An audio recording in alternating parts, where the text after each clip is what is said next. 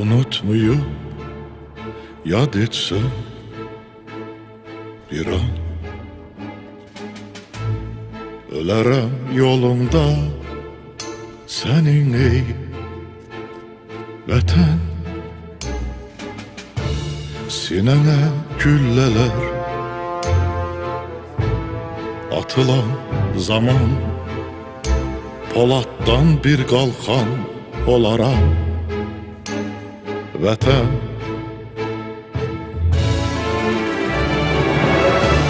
Sinene güllələr atılan zaman, Polatdan bir qalxan olaram vətən.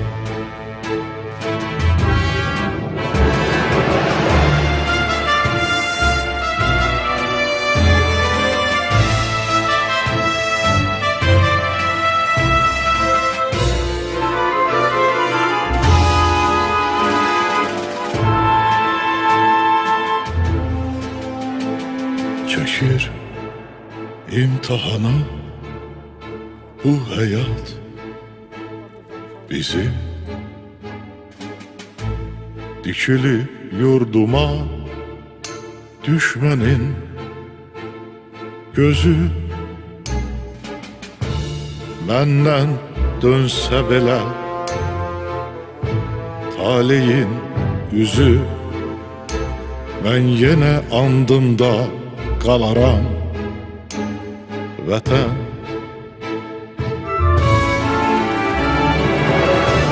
Məndən dönsə belə taleyin yüzü, mən yenə andımda qalaram vətən. mənim unutmayı yad etsem bir an, ölərəm yolunda senin ey vətən. Sinene güllələr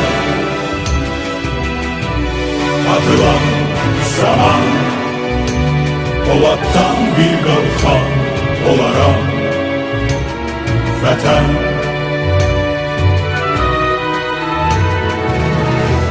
Sinene güllələr atılan zaman, Polatdan bir qalxan olaram vətən. Əskərəm andımda qalaram vətən. Vətən.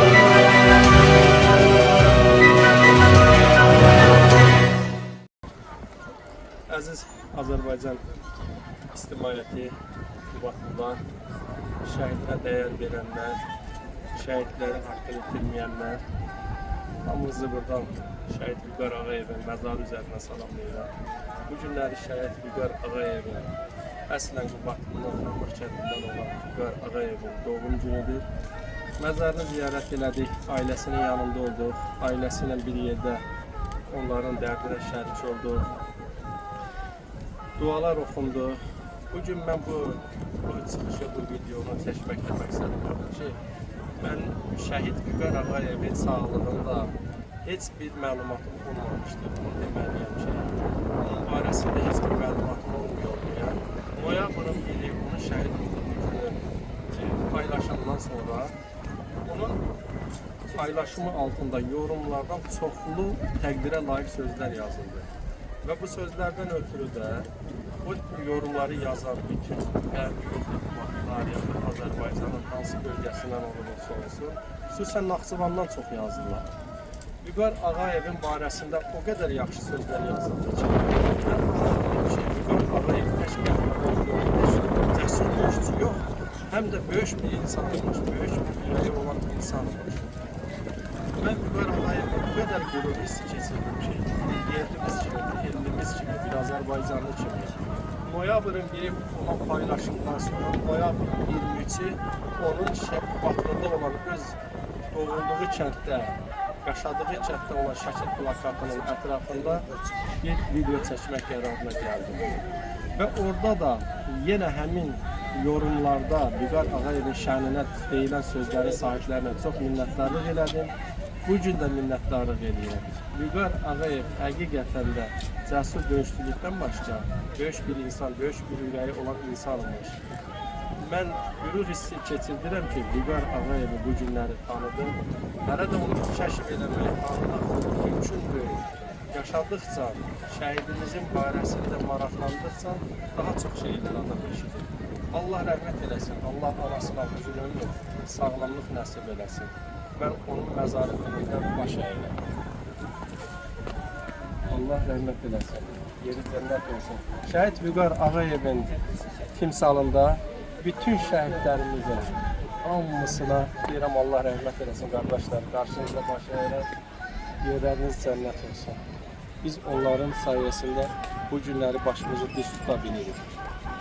Allah bütün Azərbaycan şəhidlərinə rəhmət eləsin. Amin.